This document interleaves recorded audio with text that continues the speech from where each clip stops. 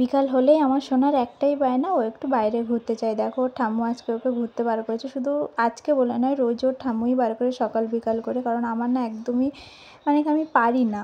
মানে কোলে নিয়ে বসে থাকতে পারি সেটা আলাদা ব্যাপার, কিন্তু কোলে নিয়ে আমি না হাঁটতে পারি না। এই ডেলিভারির পরে না আমার প্রচণ্ড অসুবিধা হয়। তো ওর ঠাম্মু ওদিকে ওকে ঘোরাচ্ছে আর আমি এসেছিলাম গোছাতে। আর দেখো আজকে ছিল শনিবার, আজ একটু তাড়াতাড়ি চলে এসেছে বলে আমি ভাবলাম যে ওর ব্যাগটাকে আজকে কেচে দিই। আর দেখো ওর ব্যাগ থেকে কী সব নোংরা আমি আর কি বার করেছি। মানে যে ব্যাগটা যে ঝেড়ে ফেলবে সেটাও না, মানে আমি ডেলিভারির জন্য কোনো দিকে তাকাতে পারিনি, তো ও ওইভাবেই রেখেছে। মানে বুঝতে পারছো আমি কী সব মানুষজনকে নিয়ে সংসার করি।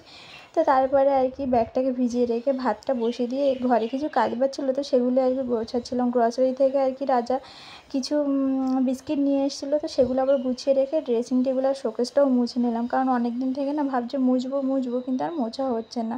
তো আগের সপ্তাহে ঘর পরিষ্কার করেছি, আয়নাতে একটু ধুলো পড়েছিলো বলে মুছে নিলাম।